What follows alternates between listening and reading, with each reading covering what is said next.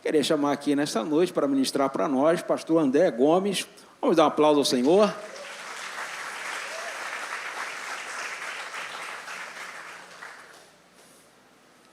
Pastor André estaria conosco aqui no mês passado, mas não foi possível. E aí está vindo aqui para estar conosco.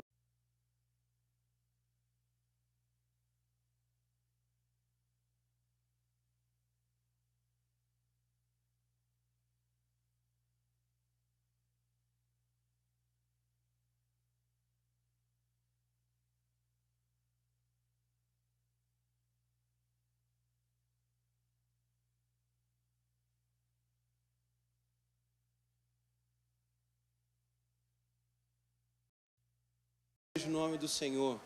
Para quem não me conhece, sou o André Gomes, sou pastor na Igreja de Nova Vida em Alcântara e sou casado com a Leilane. Vamos fazer 16 anos. Olha só como é que o tempo passa, né? Vamos fazer 16 anos agora de casados, né? 16 anos de casados, 18 juntos. 3 filhos, o João, de 8 anos, o Lucas, de 5 anos, e o Levi, está com 9 meses, né? Então, Leilane não pôde vir, porque o Levi está com essa virose. Quantos estão sabendo que está uma virose braba aí, né? Os hospitais, as emergências estão cheias, muita criança internada. Eu estou orando, meu filho não vai ficar internado, em nome de Jesus, né? Mas está em casa, com já algumas noites sem dormir, né? Bem malzinho. Graças a Deus, hoje não teve febre e vai permanecer assim. Amém? Sem febre, em nome de Jesus. Aleluia. Gostaria nessa noite de poder compartilhar sobre as promessas. Sabia que Deus tem promessa para você, meu irmão? Deus tem promessa para você, Deus tem promessa para a sua vida. As promessas de Deus que Ele derramou sobre a vida da sua família. Quantos aqui são filhos de pais cristãos? Quantos aqui são netos de avós e avós cristãos? Daí para lá fica mais difícil, né? Quantos aqui são bisnetos de bisavós e de bisavós cristãos? Aí já, né? Diminui bastante. Ou de parentes cristãos. Então, Deus é um Deus de promessas. Deus é um Deus que libera uma promessa sobre uma geração, e a promessa que é lançada sobre essa geração, ela visita as próximas gerações. Ou seja, a bênção que Deus derrama sobre a sua vida, ela não sai da sua família pelas próximas 1000 gerações. Uou! Aleluia! Ou seja, nosso Deus é um Deus de promessas. Nosso Deus é um Deus que estabelece uma verdade eterna, e Ele não descansa até que essa verdade se cumpra na minha vida e na sua vida. Amém? Vamos falar sobre isso. Abra a sua Bíblia no Evangelho de Lucas, capítulo 1. Enquanto você está abrindo aí a sua Bíblia, eu quero agradecer muito o convite do pastor Renê, convite da Jaísa, né? Essa família que nós tanto amamos. Temos uma eterna gratidão, não é? Um compromisso eterno. Nós não pudemos estar no mês passado, mas nós trouxemos o nosso presente para a igreja, né? Um presentinho que nós, de forma singela, nós trouxemos, né? E estamos aqui nesse tempo ainda de celebração, recordando da celebração. Vamos lá. Capítulo 1 do Evangelho de Lucas. Vamos aí a partir do versículo 8.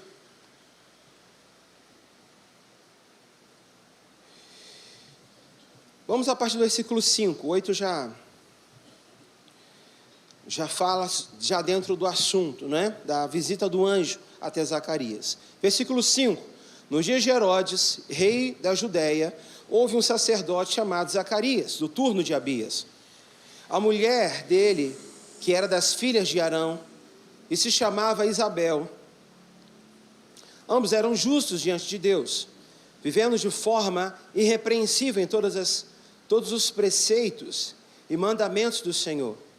Eles não tinham filhos, porém, porque Isabel era estéril. Os dois já tinham idade avançada, e aconteceu que, enquanto Zacarias exercia o sacerdócio diante de Deus, na ordem do seu turno, coube-lhe por sorteio, segundo o costume sacerdotal, entrar no santuário do Senhor para queimar o incenso. Durante esse tempo, toda a multidão do povo permanecia na parte de fora orando. Eis que apareceu a Zacarias um anjo do Senhor em pé, à direita do altar do incenso. Ao vê-lo, Zacarias ficou assustado e o temor se apoderou dele. O anjo, porém, lhe disse: não tenha medo, Zacarias, porque a sua oração foi ouvida. Isabel, sua esposa, dará luz a um filho, a quem você dará o nome de João. Você ficará alegre e feliz. Muitos ficarão contentes com o nascimento dele, pois ele será grande diante do Senhor, não beberá vinho nem bebida forte, e será cheio do Espírito Santo, já desde o ventre materno. Ele converterá muitos dos filhos de Israel ao Senhor, seu Deus. Ele irá diante do Senhor, no espírito e no poder de Elias, para converter o coração dos pais aos filhos, converter os desobediência à prudência dos justos, e habilitar para o Senhor um povo preparado. Então, Zacarias perguntou ao anjo: como terei certeza disso? Pois eu sou velho, a minha mulher também já tem idade avançada. O anjo respondeu: eu sou Gabriel, que estou a serviço de Deus, e fui enviado para falar com você e lhe trazer a esta boa notícia. Todavia você ficará mudo e não poderá falar até o dia em que essas coisas vierem a acontecer, porque você não acreditou nas minhas palavras, as quais, no devido tempo, se cumprirão.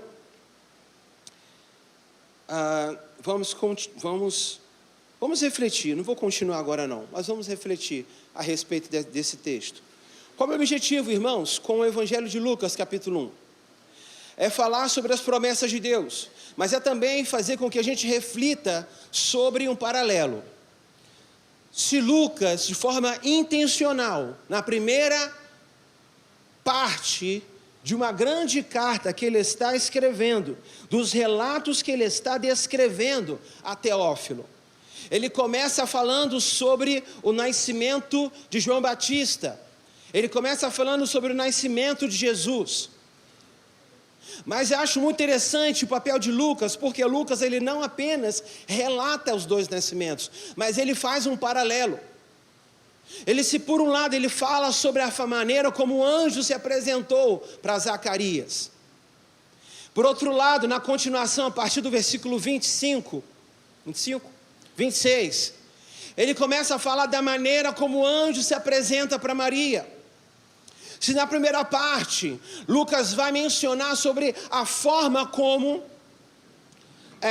o anjo falou e a maneira como Zacarias correspondeu à palavra profética do anjo. Na segunda parte, Lucas vai identificar a forma como o anjo falou com Maria e a maneira como Maria correspondeu ao anjo. E claramente a gente percebe duas reações diferentes diante de uma mesma promessa. Diante dos dois estava a promessa de um filho. Diante dos dois estavam filhos prometidos para o cumprimento de um propósito divino. Diante dos dois estava uma bênção, mas os dois reagem de maneiras diferentes. Vamos continuar lendo? Versículo 26, vamos ler aí. No 6º mês, o anjo Gabriel foi enviado por Deus a uma cidade da Galiléia chamada Nazaré, a uma virgem que estava comprometida a casar-se com um homem da casa de Davi, cujo nome era José. A virgem se chamava Maria, e aproximou-se dela o anjo e disse: salva, agraciada, o Senhor está com você. Ela, porém, ao ouvir essa palavra, perturbou-se muito e pôs-se a pensar no que poderia significar essa saudação. O anjo lhe disse: não tenha medo, Maria, porque você foi abençoada por Deus. Você ficará grávida e dará à luz a um filho, a quem chamará o nome de Jesus. Este será grande e será chamado Filho do Altíssimo. Deus, o Senhor, que lhe dará o trono de Davi, seu pai. Ele reinará para sempre sobre a casa de Jacó, e o seu reinado não terá fim. Então Maria disse ao anjo: como será isso, se eu nunca tive relações com homem algum? O anjo respondeu: o Espírito Santo virá sobre você, e o poder do Altíssimo te envolverá com a sua sombra. Por isso também o ente santo que há de nascer será chamado Filho de Deus. Isabel, sua parente, igualmente está grávida, apesar da sua idade avançada, sendo este já o 6º mês da sua gestação, para que aquele que diziam ser estéril, porque para Deus não há impossíveis. Aleluia. Você pode repetir isso comigo? Para Deus não haverá impossíveis. Na minha vida não haverá impossíveis, porque não há impossíveis para Deus. Você pode dar uma salva de palmas ao Senhor?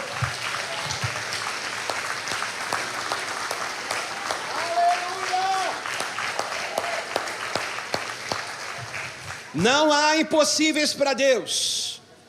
O nosso Deus é o Deus do impossível, que traz à existência aquilo que não existe, que faz nascer do nada tudo. É o Deus que traz à existência aquilo que os homens não acreditam que pode existir. Esse é o Deus que nós servimos. Esse é o Deus que nós exaltamos. E nós podemos olhar para o texto e pensar: Senhor, fala comigo. Que o Espírito Santo ministre ao nosso coração. Vamos orar. Pai, nós louvamos o teu santo nome. E nós te pedimos, Deus, dá-nos um coração aberto. Dá-nos, Senhor Jesus, uma visão espiritual, para discernir de forma espiritual aquilo que o Senhor deseja ministrar aos nossos corações nessa noite. Que nós possamos estar com as nossas mãos, com os nossos corações, com a nossa mente desimpedida para receber e ser ministrados por Ti. Ó Deus, nós louvamos e Te agradecemos, em nome de Jesus. Amém e amém. Irmãos, a primeira coisa que eu quero destacar essa noite é que para os céus toda promessa é uma realidade. Para nós, toda promessa é um processo. Para os céus, a promessa é uma realidade. Mas para nós, a promessa, ela representa um processo. Quando nós recebemos uma promessa, nós estamos entrando num processo. Quando Deus declarou a bênção da terra prometida, a terra prometida é uma bênção, mas não adiantava simplesmente entrar na terra e possuir a terra, porque havia gigantes na terra, ou seja, havia um processo.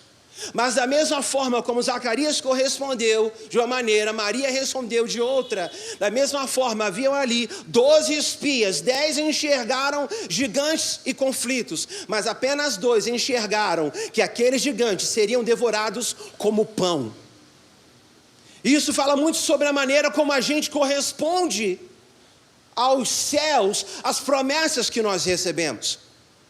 Isso fala muito da maneira como nós estamos reagindo àquilo que o céu está declarando sobre a nossa vida. Ou a gente crê, ou a gente não crê. Ou a gente recebe, ou a gente duvida.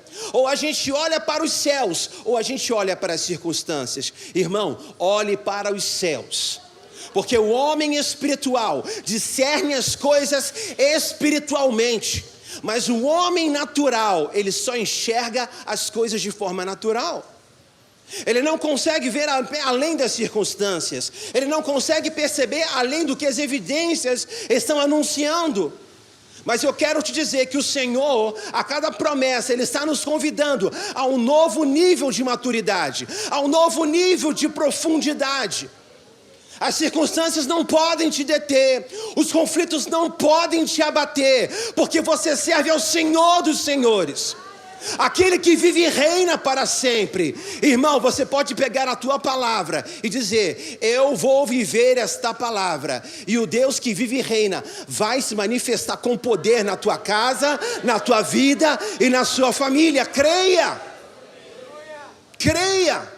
Nós estamos vivendo num tempo do ceticismo. Estamos vendo dias onde a fé está sendo questionada. Uma escolha nós temos: entrar no secreto, invocar o nome do Senhor, assim como Jesus ensinou aos discípulos: Pai nosso que estás nos céus, santificado seja o teu nome, venha a nós o teu reino. Irmão, é você que invoca os céus, é você que abre um canal dos céus para que os céus toquem a terra, e aquilo que é realidade na eternidade se torna realidade na sua vida e na sua casa. Zacarias, um homem que exercia um sacerdócio diante de Deus. O sacerdócio de Zacarias era o sacerdócio do turno de Abias. O que eu acho muito impressionante é porque quando essa mensagem nasceu, o Senhor começou a colocar no meu coração: estude sobre o turno de Abias. Vai ler a respeito do turno de Abias, vai compreender. Então eu cheguei até esse texto a partir desta frase: estude o turno de Abias. Vai entender o que é o turno de Abias. Então a gente entende que cada uma das 12 tribos servia tinha ali um exercício de adoração. No templo havia uma mesa da propiciação. E na mesa da propiciação, cada pão, ele representava uma das 12 tribos. No templo havia também os castiçais, havia um incenso, havia ofertas. E ali haviam turnos sacerdotais que serviam no templo. E naqueles dias onde Jesus haveria de nascer, havia tantos sacerdotes, haviam tantas famílias presentes ali, que era muito raro, muito difícil, quando uma família era escolhida ou eleita, para que aqueles sacerdotes pudessem entrar no santo lugar e então oferecer. Zacarias está exatamente no santo lugar, é o mistério de Deus. Zacarias está exatamente naquele momento para receber a bênção que Deus tinha para ministrar sobre a vida dele. Era um mistério, era algo que talvez ele pudesse pensar: eu vou fazer a minha parte, mas eu não sei se um dia eu vou servir, se um dia eu vou estar aqui tendo esse privilégio. Mas prove a Deus que naquela ocasião, naquela estação, ele pudesse estar naquele lugar, servindo, empenhado, dedicado, trabalhando. E olha, gente, a gente precisa pensar que Zacarias era um homem sem filhos, uma família que viveu na presença de Deus. Mas mesmo vivendo na presença de Deus, eles não tinham filhos. E por uma família não ter filhos, naqueles dias significava, se subentendia que era uma família que não tinha a bênção de Deus. Era uma família que não era abençoada por Deus. Então imagina um falatório, imagina uma vida inteira no meio daquela comunidade, nunca foi chamado para entrar no santo lugar.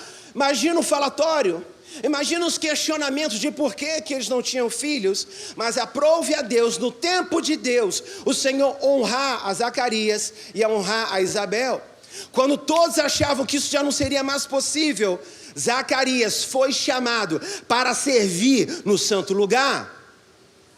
E no santo lugar ele recebe uma promessa da parte de Deus, que ele seria pai e que Isabel seria mãe. Então, irmão, isso é lindo, porque nós não podemos nos esquecer que o nosso Deus é um Deus de promessa. Ele não chega tarde, mas ele chega na hora certa. A estação não é nossa, mas a estação é dele. O tempo não é nosso, mas o tempo é dele. Naquele momento de honra, Zacarias duvidou. E eu acho muito interessante que havia um homem que era a intercessão entre os homens e Deus. E diante dele estava Gabriel. Aquele anjo que se tornou intercessão entre Deus e os homens. Haviam dois que estavam exercendo a mesma função, só que um exercia na terra, Zacarias, e o outro exercia nos céus, diante de Deus. Zacarias entrava num protótipo da eternidade, que era o santo lugar, para poder oferecer o sacrifício a Deus. Gabriel estava na presença do próprio Deus. Zacarias enxergava as coisas de forma transitória, como todo ser humano enxerga. Gabriel enxergava a própria eternidade e as palavras eternas do Pai, que ao falar é a própria criação. Então, a gente percebe no versículo 8 e 9, Zacarias exercendo o seu chamado. E no versículo 19, Gabriel na presença de Deus. A eternidade, irmãos, não está sujeita ao tempo. A eternidade não está sujeita ao tempo. Na eternidade, as promessas já são uma realidade. O que para Zacarias e Maria era apenas uma promessa, para o anjo Gabriel já era uma realidade. Gabriel veio para comunicar a realidade das coisas que aconteceriam logo em seguida. O tempo é uma intercessão na eternidade. A eternidade não está sujeita ao tempo, mas é o tempo que é uma intercessão. É como se a eternidade fosse uma linha, e agora o tempo é uma intercessão na eternidade. De forma que, quando o Filho do Homem retornar para buscar a sua igreja, essa intercessão vai se fechar, e só haverá a eternidade. E a pergunta que eu te faço: você estará na eternidade desfrutando dos céus? Você estará na eternidade se alegrando com Deus? Você está hoje trazendo à existência as realidades que estão escritas nos céus? Porque isso é um mistério que Deus apenas deu para mim e para você, irmão. É louco pensar isso. Pensar que Deus te deu uma autoridade, assim como de Zacarias. Porque quando Jesus morre na cruz do Calvário e ressuscita, há um tremor em toda aquela região. A terra se estremece e dentro do templo o véu é rasgado de céus abaixo. Isso significa que judeus e gentios, ou seja, cada um de nós, temos liberdade, assim como Zacarias, de entrar no santo lugar e de poder desfrutar da presença de Deus. Nós podemos entrar nesse lugar de intercessão, irmão. Nós podemos entrar nesse lugar onde nós conversamos com Deus e Deus conversa conosco. Nós levamos as nossas dores transitórias para Deus e Deus revela o seu caráter para conosco. O tempo é uma intercessão na eternidade. Você precisa receber as promessas de Deus como se elas já fossem uma realidade na sua vida. Eu vou repetir: você precisa receber as promessas de Deus como se essas promessas já fossem uma realidade na sua vida. Porque você pode estar passando por um processo, mas na eternidade já é uma realidade. Você pode estar passando por dores aqui, mas na eternidade tudo já se concluiu. E eu quero te dizer, o final com Cristo é bom. O final com Cristo é virtude. O final com Cristo é vitória. O final com Cristo revela um Deus que cuida da sua igreja. É lindo quando nós lemos o texto de Efésios, capítulo 1, versículo 4 e 5. Nós percebemos aqui, antes da fundação do mundo, preste atenção nisso. Apóstolo Paulo aos Efésios declara: antes da fundação do mundo, Deus escolheu nele para que nós fôssemos santos e irrepreensíveis diante dele. Gente, isso é louco demais. Antes de tudo ser formado, antes de tudo começar, antes dele dizer, haja luz, ele viu que o homem ia cair, ele viu o erro que ia acontecer, mas ele não desistiu da humanidade, ele não desistiu de mim, não desistiu de você, ele já preparou a salvação. E depois de tendo dado o escape diante da falha humana, ele disse, e agora, tudo bem? Vamos lá? Estamos preparados? Haja luz. Aleluia! Eu fico muito empolgado, gente, quando eu vejo um negócio desse. É louco demais. É louco demais pensar num negócio desse. Para pensar numa situação como essa. É como se a Trindade reunida, depois de tudo, tendo uma noção não construída da temporal, porque é o que nós enxergamos. O tempo para nós é uma construção. 2024, 2023, 2026, 2027, ou seja, é uma construção. A eternidade é um plano aberto, onde eu consigo enxergar tudo que está acontecendo ao mesmo tempo. É como se o Pai, o Filho e o Espírito Santo reunidos dissesse, vai valer a pena. Vai valer a pena. Vamos começar? Vamos começar. Haja luz. Meu Deus, eu acho isso incrível. Venha a nós o teu reino e seja feita a tua vontade, assim na terra como a tua vontade ela é feita nos céus. Gente, você precisa entender que esse é o nosso turno. Oh Jesus, esse é o nosso turno. Nos tempos de Zacarias, um grupo pequeno poderia entrar no santo lugar. Hoje, todos nós podemos entrar com força na presença de Deus. Nós tivemos grandes homens ao longo da história. Nós sempre tivemos homens e mulheres da patrística. Nós tivemos homens e mulheres que foram usados para manifestar o poder de Deus, para avançar dentro do seu tempo, honrando o nome do Senhor. Mas esse, irmão, é o meu, é o teu turno. E a gente precisa escolher. Ou a gente entra no Santo dos Santos,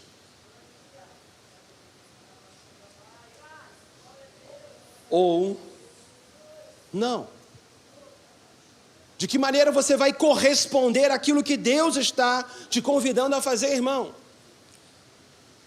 De que maneira você vai corresponder? 1 Pedro capítulo 1, versículo 19 e 20 diz: fostes resgatado pelo sangue de Cristo, conhecido, foste resgatado pelo sangue, conhecido antes da criação do mundo. Cara, que louco. Eu não consigo alcançar o que isso significa. Mas isso significa que antes de tudo ser formado, Ele já te conhecia. Ele já me conhecia. Quando um dia nós partimos, e um dia nós vamos partir, porque o nosso lugar não é aqui. Nosso lugar é na eternidade. Quando um dia nós partimos para a eternidade, tudo vai fazer sentido. Nós vamos entender todas as coisas. Porque se em parte conhecemos, em parte interpretamos, ou seja, em parte profetizamos, em parte nós interpretamos as palavras profetizadas. Em parte o conhecemos como um espelho. O apóstolo Paulo fala, só que o espelho de apóstolo Paulo não é como o espelho que você tem na tua casa. O espelho de apóstolo Paulo é uma placa de metal que foi submetida à pressão do fogo, a temperaturas frias, que foi areado, que foi batido, que foi martelado, até que ele pudesse refletir de alguma forma a imagem da pessoa que enxerga. Como espelho, nós o conhecemos, mas quando nós estivermos diante dele, nós veremos como ele é, e ele nos verá como nós somos. Ele já nos vê como nós somos, mas nós o conheceremos como ele é, e nós entenderemos que a natureza dele será completa dentro de nós. Isso significa, irmãos, que o que Deus tem para você e para a tua casa já está pronto. Você consegue entender isso? Eu estou gastando muito tempo aqui para que você entenda isso. O que Deus tem preparado para você já está pronto. Já está pronto. Mas será que nós temos condições de entender essa verdade ao ponto de viver isso? Eu quero te dar uma orientação. O que você precisa fazer? As promessas de Deus são uma realidade. Você precisa declarar isso. As promessas de Deus para a minha vida são uma realidade. Não vai acontecer, não é um talvez, não é um quem sabe, mas são uma realidade. Mas será que nós estamos prontos para desfrutar dessa realidade? É por isso que nós entramos nos processos de Deus, para que não possamos enxergar as promessas como impossíveis, porque a promessa de Deus para aqueles 10 espias era uma demonstração de um Deus tirano, de um Deus que gosta de fazer uma piada, que dá uma terra prometida, mas não avisa que tem um monte de gigante. Mas para aqueles homens que criam no Deus Todo-Poderoso, quando eles enxergaram aquela terra, viram a promessa, eles enxergaram a promessa de Deus como maiores do que os gigantes que estavam sobre aquela terra. Então, meu irmão, entre nos processos de Deus. Entre nos processos de Deus. Não fuja dos processos de Deus. Porque os processos geram maturidade para a minha vida, geram maturidade para a tua vida. Os processos de Deus fazem com que nós nos tornemos homens e mulheres resilientes. Sabe Jesus, quando naquela história ele estava no mar da Galileia, uma grande tempestade estava acontecendo, ele estava deitado no barco com a cabeça sobre uma pedra. Quem é que dorme, gente, com a cabeça numa pedra? Quem é que dorme, gente, dentro de uma tempestade? Quem é que consegue dormir? Aquele que crê, aquele que persevera, aquele que entra nos processos. Sabe, acho lindo quando o texto da palavra do Senhor, eu não lembro qual apóstolo que fala isso, mas que declara o seguinte: Senhor, muito obrigado por toda tribulação. Muito obrigado, Senhor, por toda dor. Muito obrigado, Senhor, por todo sofrimento que eu passo na minha vida.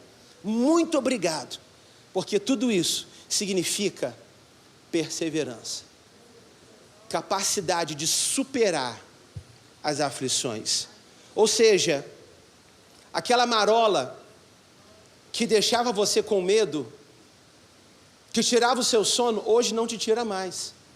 Mas Deus está preparando uma onda aqui na frente. E quando você vencer essa onda, Ele vai estar preparando um tsunami. Você tem uma escolha a fazer. Ou você tem medo dos processos de Deus, ou você entende que você está ganhando tônus muscular.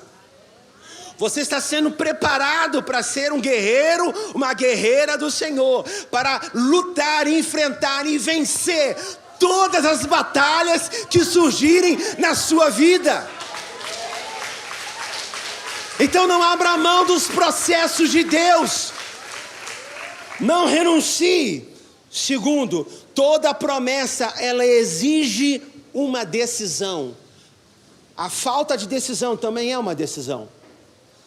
Quando você está na posição de liderança, todo sacerdote é um líder. O mínimo que você precisa é exercer liderança sobre as suas próprias vontades. O fruto do Espírito fala sobre isso. Todo sacerdote é um líder. E não cabe a um líder não tomar decisão. Todo líder precisa tomar decisões. Decisões que vão influenciar a sua vida, decisões que vão influenciar a sua família, decisões que vão influenciar a vida de outras pessoas. E nós precisamos ser responsáveis por isso. E esse é o tópico 2. Toda promessa, ela exige uma decisão, acreditar ou duvidar. O versículo 12 mostra que Zacarias teve medo. Mas o versículo 29 também mostra que Maria teve medo. Os dois tiveram medo. Mas perceba, no versículo 13 ao versículo 17, disse-lhe, porém, o anjo, Zacarias, não temas, porque a tua oração foi ouvida. Isabel, a tua mulher, dará à luz a um filho, de quem lhe dará o nome João. Em ti haverá prazer e alegria, e muitos se regozijarão no seu nascimento.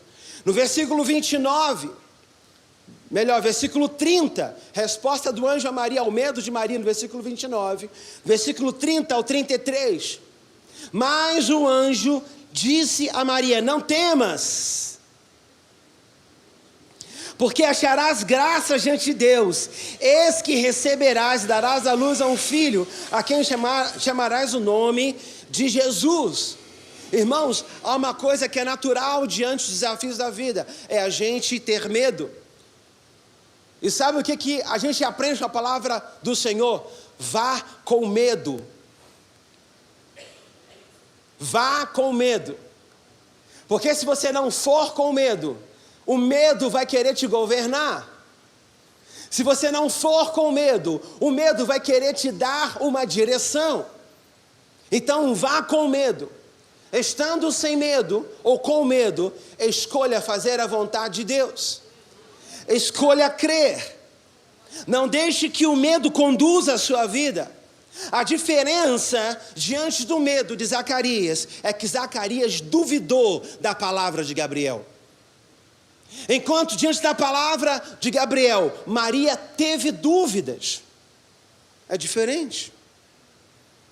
Quando eu duvido da palavra, na verdade, eu estou questionando se o que o anjo Gabriel está dizendo é verdade ou não. Se de fato vai acontecer ou não. Se de fato aquilo que ele está dizendo vai ser uma realidade, afinal de contas, eu já sou idoso. A minha esposa já é uma mulher idosa. Como que a gente vai ser pais agora? A gente teve uma vida inteira para ser pai agora. Zacarias duvidou, mas duvidou do anjo. Gente, a gente pode duvidar de pensamentos. A gente pode questionar, às vezes, se é uma palavra que Deus falou com uma pessoa ou outra que ministrou sobre nós. A gente pode questionar ou gerar dúvida. Será que isso é verdade mesmo? A gente pode duvidar. Mas quando Deus fala com você, quando Deus ministra ao teu coração, irmão, você não pode duvidar da palavra de Deus. Você não pode duvidar daquilo que Ele já disse. Porque a maioria das palavras que Deus tem para ministrar sobre nós não são palavras criativas, ou seja, palavras de uma nova revelação. Uma revelação que Deus dá, ela dá a partir de uma revelação que já foi dada, que é a própria palavra. Muitos não tomam posse da promessa porque não conhecem a palavra. Muitos não conseguem trazer à realidade aquilo que é verdade nos céus, porque não conhece aquilo que Deus já falou. Mas fica em busca de uma nova palavra. Mas não haverá uma nova palavra se nós não conhecemos aquilo que já foi falado, aquilo que já foi dito. Então nós não podemos duvidar daquilo que Deus fala. Nós não podemos duvidar daquilo que Deus diz. Meu pai costumava dizer o seguinte: se Deus é Deus, e se Deus fez aquilo que Ele fez na vida desses homens, Ele vai fazer na minha vida também. Nós não podemos duvidar, mas é humano ter dúvidas. Duvidar é não crer que vai acontecer. Ter dúvidas é não compreender de que maneira a promessa vai se cumprir. Maria teve dúvidas. Zacarias disse: não tem como isso acontecer. Maria disse: eu gostaria de saber de que maneira essa promessa vai se cumprir na minha vida. Os impossíveis estavam presentes nos dois. De um lado, Zacarias e Isabel eram idosos. Do outro lado, Maria era uma mulher virgem. Entenda que uma mulher virgem que aparecia grávida naqueles dias poderia ser morta, apedrada. Havia risco para os dois. Havia um problema de impossibilidade nas duas realidades. Ambos receberam a promessa. Ambos receberam segundo o que havia em seu coração. A promessa, quando encontra incredulidade, é como a terra seca, que não consegue receber a semente de Deus. A promessa, quando encontra a fé, é como uma terra fértil que recebe a semente de Deus. Quando você pega uma semente e lança sobre uma terra seca, a terra, ela corresponde, uma ação gerando uma reação. Então aquela semente, ela fica na superfície, ou ela quica. Já uma terra preparada é uma terra de um coração que tem fé. Recebe uma palavra que vem de Deus. E ao receber uma palavra que vem de Deus, eu não quero entrar no mérito, mas é importante a gente entender que vem de Deus. Não que vem das emoções humanas, não que vem das palavras dos homens, mas uma palavra que vem verdadeiramente de Deus. Nós precisamos receber.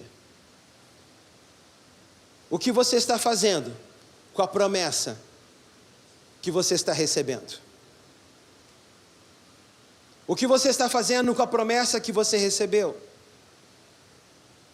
O que você está fazendo enquanto espera a promessa se realizar? Porque ou você alimenta a incredulidade, ou você alimenta a fé. Porque aquele que é incrédulo se alimenta das coisas terrenas, mas aquele que tem fé se alimenta das coisas dos céus. Eu lembro de uma história. Nós estávamos almoçando, um grupo de amigos, e tinha um oficial da aeronáutica, um jovem, tem seus 25 anos, e ele estava ali compartilhando com a gente sobre uma das suas expedições. Estava ele e mais 2 soldados em plena mata fechada, e eles estavam numa operação de sobrevivência. Os mantimentos já tinham acabado, a comida já tinha acabado. Eles sabiam que eles deveriam procurar maneiras para se sustentar, seja filtrando a água do rio, seja procurando algum animal para que pudessem matar e pudessem fazer uma fogueira e comer. Eles não conseguiam encontrar animal. Depois de horas, eles estavam há 3 dias na mata, se alimentando de água, bebendo água, hidratando o corpo, sem condições de gerar uma sobrevivência. Até que um deles pensa: nós precisamos encontrar o leito de um rio e vamos pescar, porque não estamos encontrando animais, os pássaros nós não conseguimos pegar. Então eles foram para um leito de um rio, e ali eles começaram a pescar. Eles tinham algumas iscas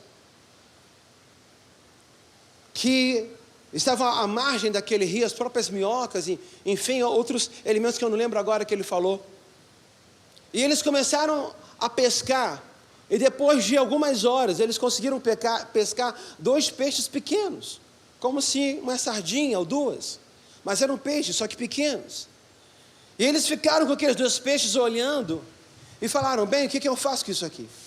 O que eu posso fazer com 2 peixes? São 3 homens, há 3 dias, sem uma comida digna. Isso aqui não dá para 1, quanto mais para 3. Então eles tiveram, o rapaz, né, da nossa igreja, teve uma ideia brilhante.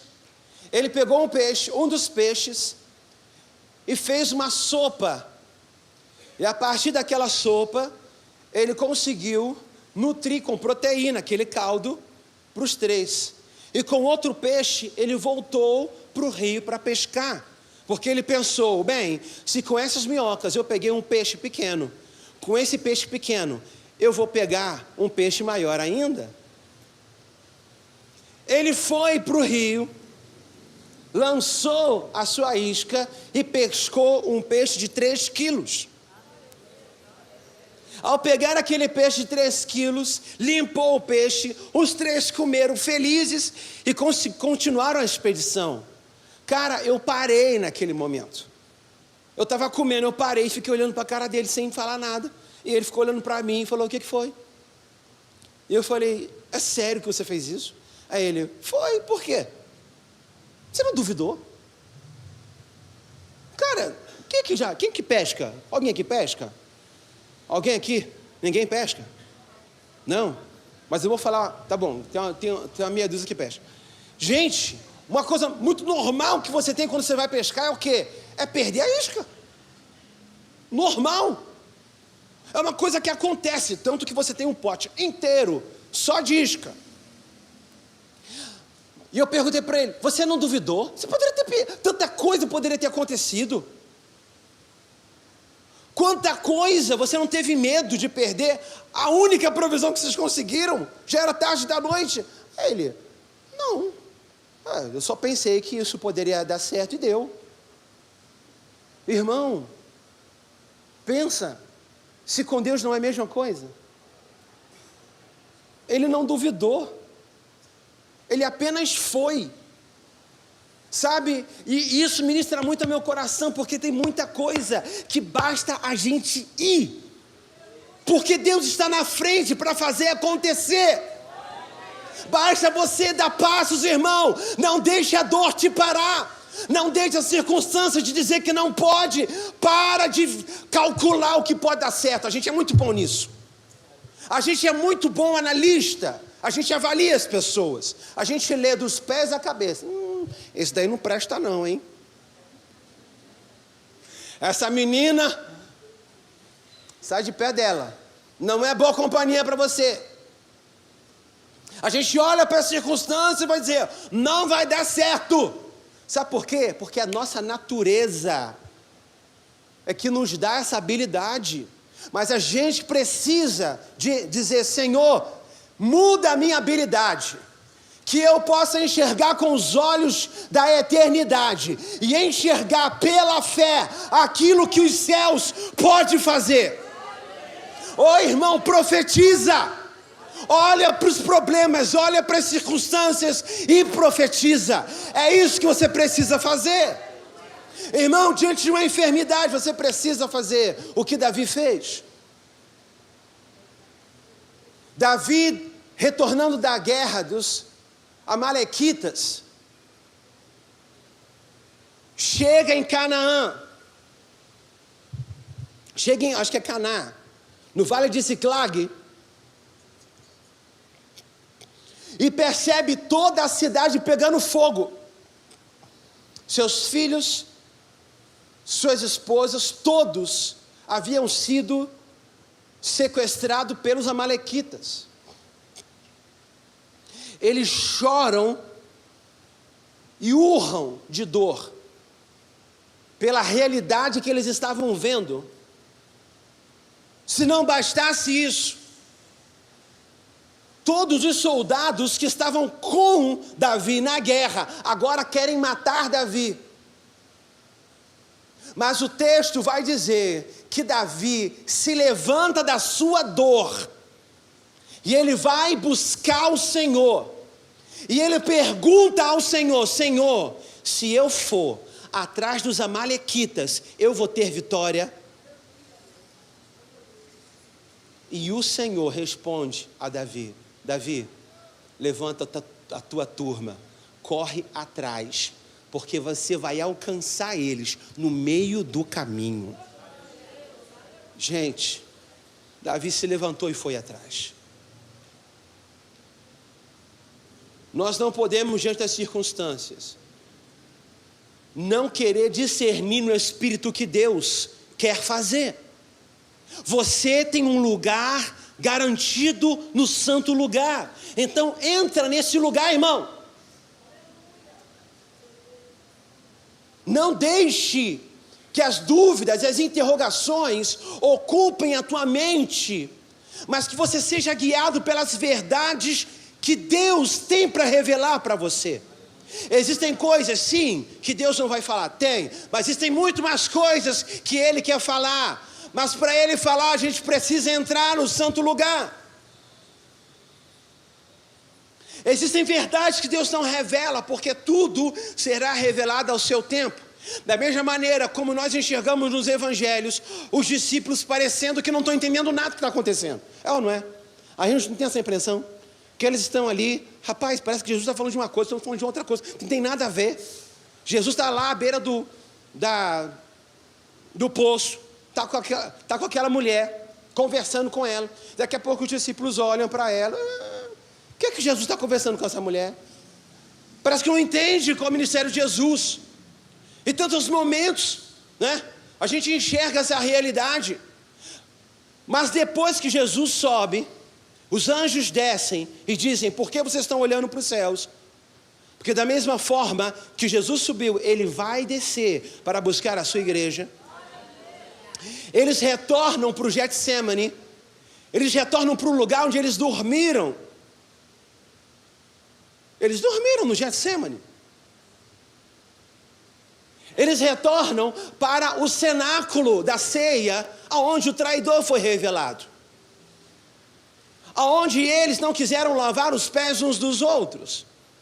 Eles retornam para o lugar da onde eles eram meninos, agora como homens, para receber o fogo do Espírito Santo de Deus, que invadiu aquele cenáculo e que manifestou uma natureza que eles não conheciam. Irmão, nós estamos vivendo a mesma coisa.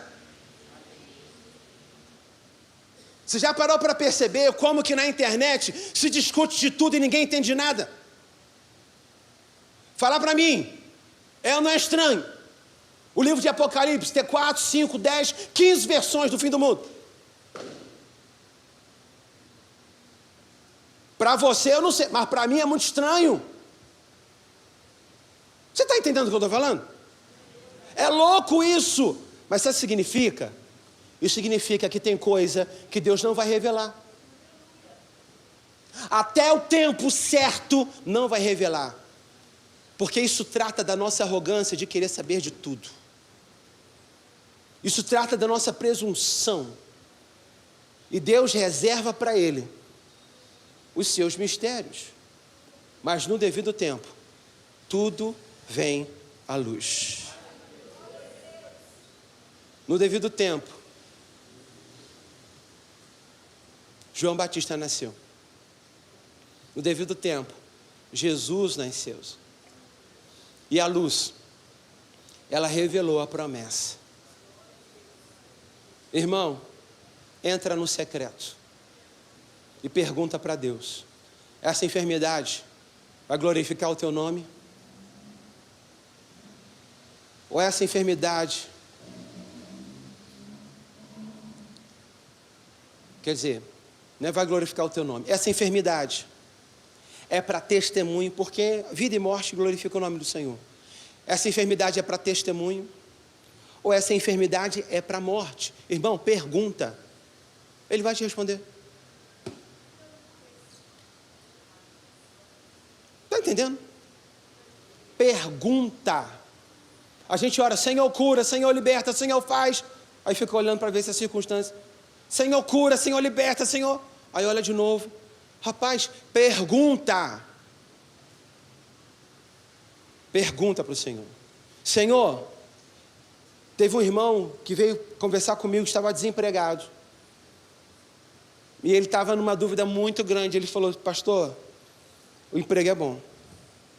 Eu vou ganhar bem. Mas isso significa que eu vou ficar fora de casa 60 dias. E só depois de 60 dias é que eu vou voltar para casa. E eu realmente estou numa dúvida muito grande. E eu falei, rapaz, pergunta para Deus. Porque para uma realidade de uma família, isso é uma possibilidade. Mas para uma realidade de uma outra família, isso é impossível. Não há condições. E a gente precisa acessar esse lugar. Hebreus 11, versículo 1 diz que a fé, o firme fundamento das coisas que se esperam e a prova das coisas que não se podem ver. Eu não vejo, mas eu creio. Eu não vejo, mas eu confio. Eu não vejo, mas eu busco conhecer qual é a boa, perfeita e agradável vontade de Deus. O terceiro e último ponto é: a promessa é gerada por meio da palavra. Veja que diante da palavra de Zacarias, ele poderia ter abortado a promessa. Porque a incredulidade estava semeando um aborto espiritual na sua família. Mas a fé de Maria já estava gerando, ou dando condições, preparando o ambiente para que aquela criança nascesse.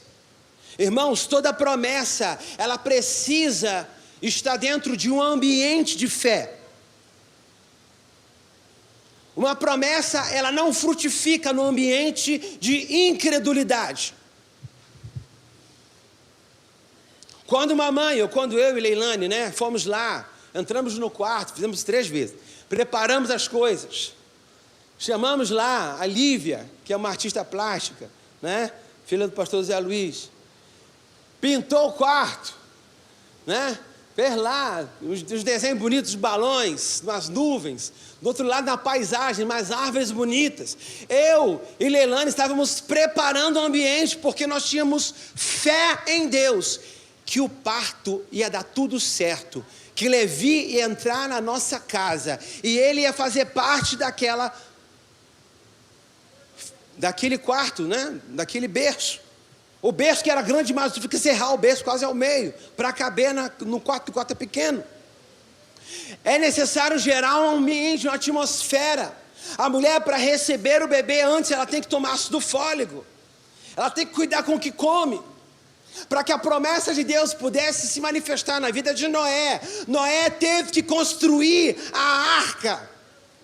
Ele passou anos construindo a arca, sem ver uma gota de chuva. Mas quando a arca ficou pronta, aprove ao Espírito Santo colocar casal por casal dos animais dentro daquela arca, e só assim a chuva caiu.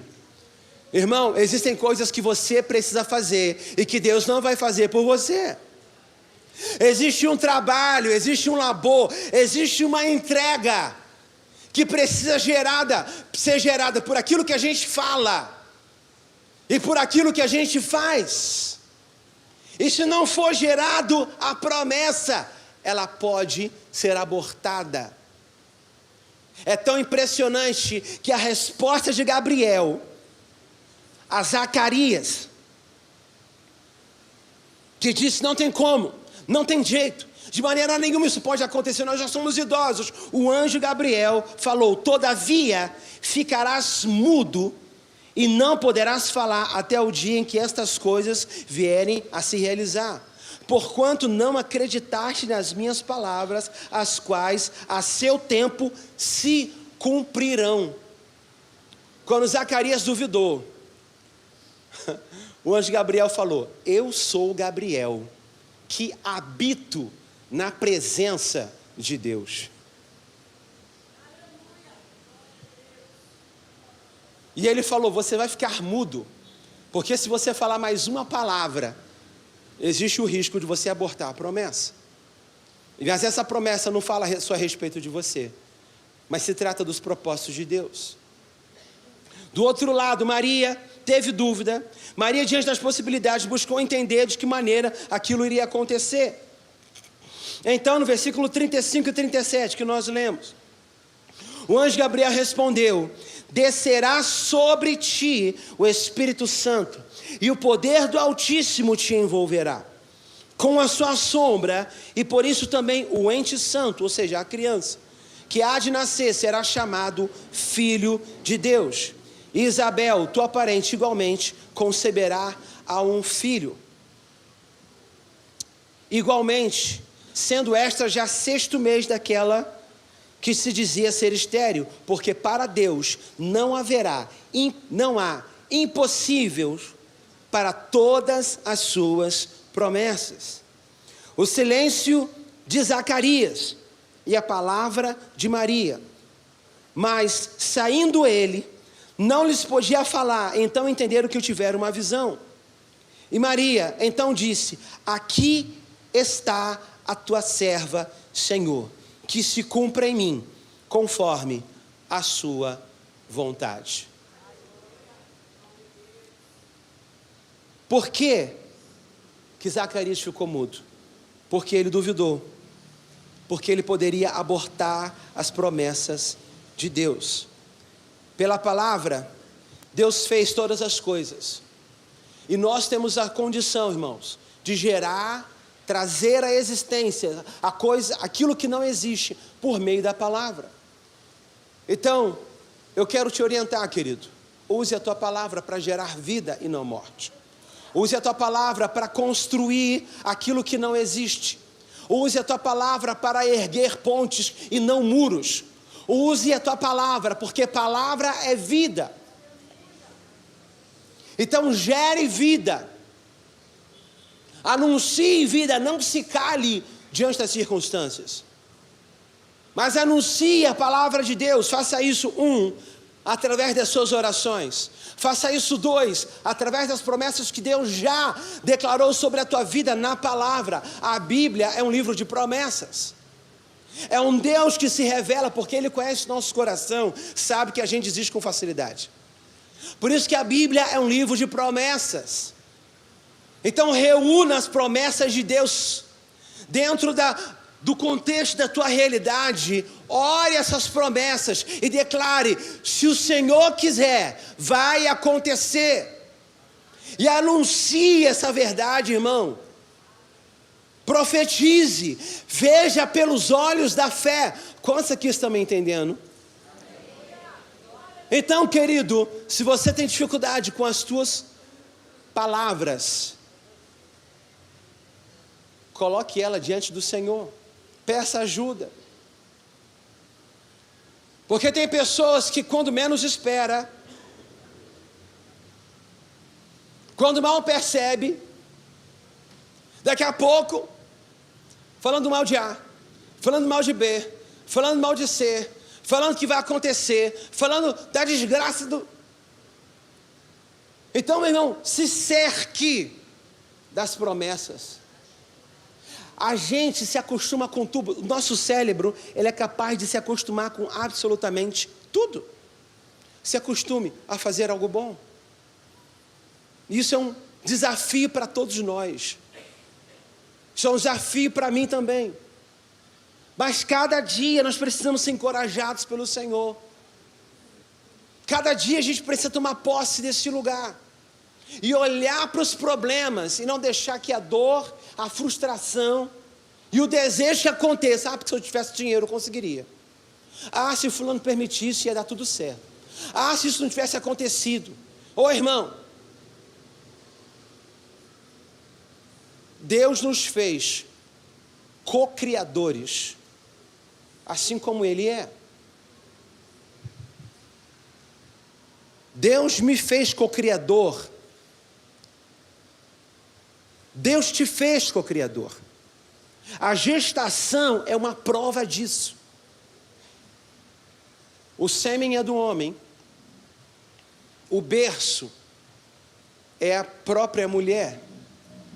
Mas isso para nós ainda é um mistério, porque nós estamos gerando alguém que nós não conhecemos. Não conhecemos a cor dos olhos, não conhecemos a cor do seu cabelo, não conhecemos o seu temperamento, não sabemos se vai ser baixo, médio, alto, não sabemos se vai ter alguma imperfeição ou não. Esse dia a gente estava dentro de um shopping, uma criança que não tinha um dos braços, e ela nasceu assim. Isso é um mistério, né? Por exemplo, eu olho para dentro da minha casa, 2 neguinhos, João e Lucas, na cor do pai. Aleluia. Aí me vem o Levi, louro, dos olhos verdes, e a cara do pai. Minha irmã também tem um filho assim, uma filha assim. A Poliana, ela é a cara da mãe, mas a paleta é do pai. A paleta, ela é loura, cabelo pichain, para não negar as raízes. Os olhos verdes que só. E essa é a natureza brasileira. Minha mãe, os olhos verdes. Meu sogro, os olhos verdes. Vários parentes louros. Pronto, é nisso, dá nisso. É a terra tupiniquim. Mas nós não temos controle. E isso é mistério de Deus. Irmão, você é um co-criador. Tome posse dessa verdade. Não sei como é que... Eu falo isso de todo o meu coração. Não sei quais são os seus sonhos, quais são os seus projetos, quais são as suas expectativas. Mas Deus, Ele nos deu esse poder. Eu quero chamar os músicos. Deus nos deu esse poder.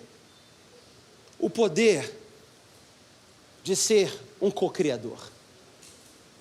Então traga à existência aquilo que você não está vendo. Traga à existência aquilo que você não está vendo. Meu pai morava, acho que eu já falei isso antes, aqui.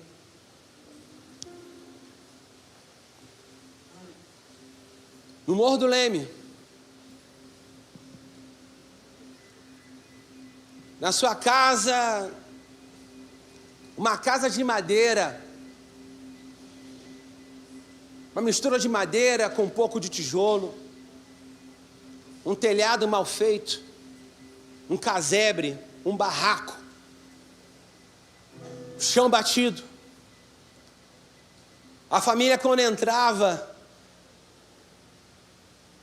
ia no quartinho dele, o cômodo mais bonito da casa inteira. Ele pegou os caixotes de fruta, pegou aquele papel de pedra que eu, quando era criança, brincava na escola, e vestiu os caixotes de fruta e fez uma estante e chamou de armário. Botava suas roupas ali, tudo arrumadinha, a sua cama era no chão, e quando alguém ia visitar a família, ia levar para um cômodo mais bonito da casa, por causa do meu pai.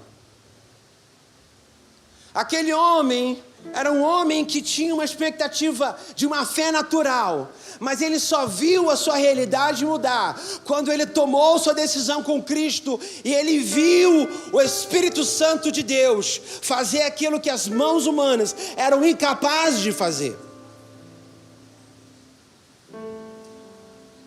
Mudou a sua mentalidade, mudou o seu coração, criou 3 filhos debaixo do temor do Senhor. E ele hoje está na eternidade, me esperando. Minha mãe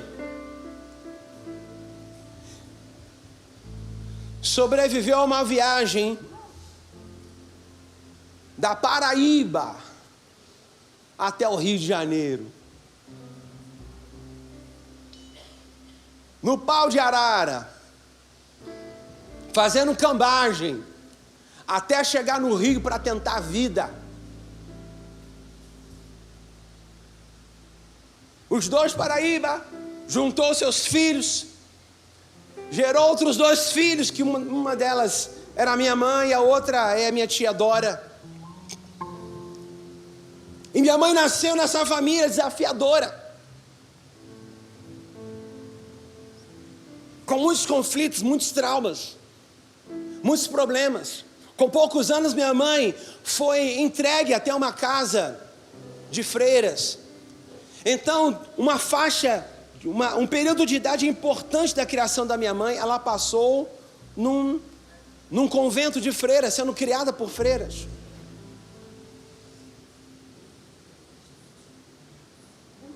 Minha mãe cresceu debaixo de muitas limitações, de muitas crises, seja de identidade, seja de pertencimento. Mas essa mulher, um dia entrou num teatro, onde estava ali a missão Nova Vida, e ouviu uma palavra de fé. E ela disse: olha, se o que esse homem está dizendo é verdade, eu quero viver para Jesus. Ela estendeu suas mãos, aceitou a Jesus como seu Senhor e Salvador. Não muito tempo depois, conheceu um neguinho chamado Haroldo Gomes, que já estava lá, servindo. Uniu dois destinos de dois improváveis.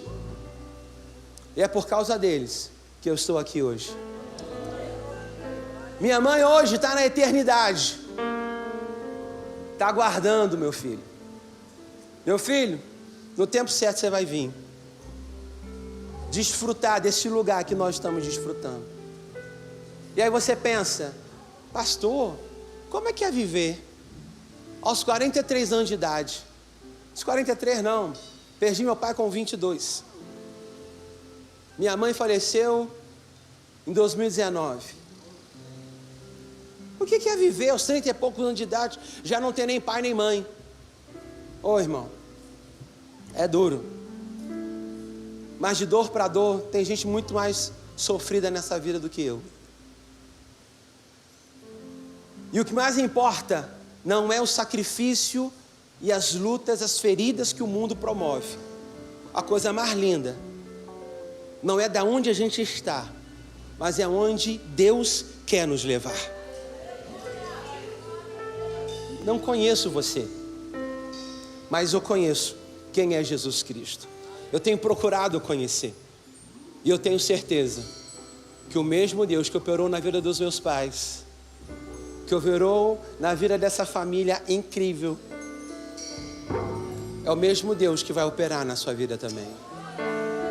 Eu nasci num berço cristão, mas aos 14 anos de idade eu precisei tomar uma decisão, porque filho de crente não é crentinho e nem peixinho.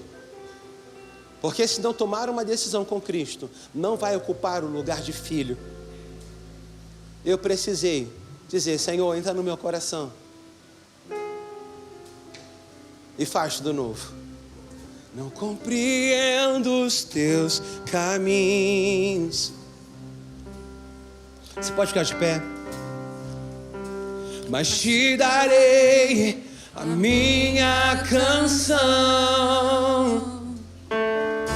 Doces palavras te darei.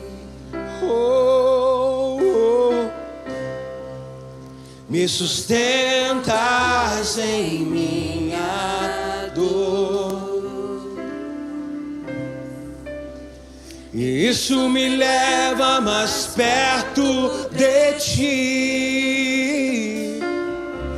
mais perto dos teus caminhos.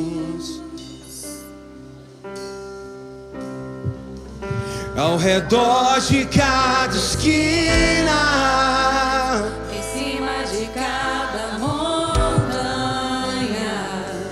eu não procuro por coroas ou pelas águas das fontes.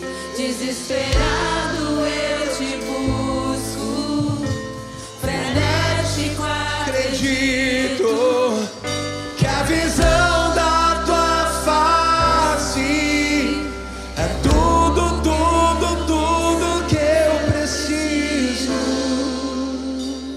Eu te direi que vai valer a pena, vai valer a pena, vai valer a pena mesmo.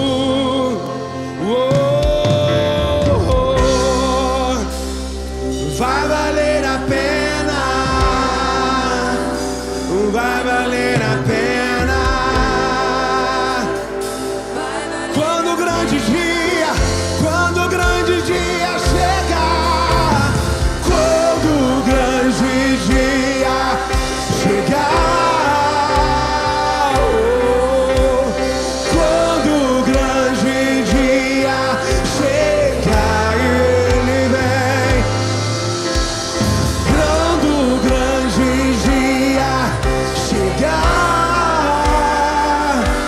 eu cantarei.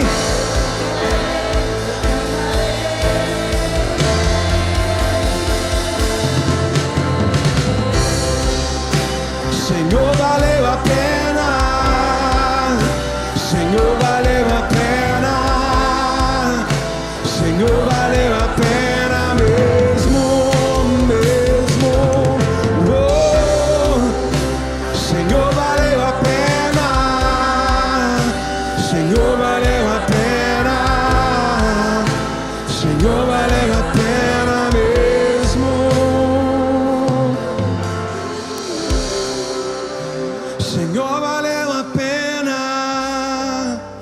Senhor, valeu a pena. Senhor, valeu a pena mesmo. Aí, irmão, coloca a mão no seu coração e começa a falar com Deus. Começa a revelar a Ele o teu coração. Começa a anunciar a Ele: Senhor, me perdoa pelo coração de Zacarias. Alguém que acredita no Senhor, alguém que te ama, mas quando a promessa chega, quando o desafio bate a porta, ó Deus, eu estou aqui incrédulo, sem acreditar que é possível acontecer. Ó Deus, dá-me um coração como o coração de Maria, que gerou a promessa, que liberou uma palavra de fé, que anunciou a vida. Oh Espírito Santo, rasga os céus e faça com que a realidade da eternidade venha e se cumpra nesse lugar. Oh Espírito Santo de Deus, oh Espírito Santo de Deus, vem Jesus e toca, toca Senhor, toca em nós Senhor nessa noite. Toca em nós, Senhor. Vem Espírito Santo de vida. Oh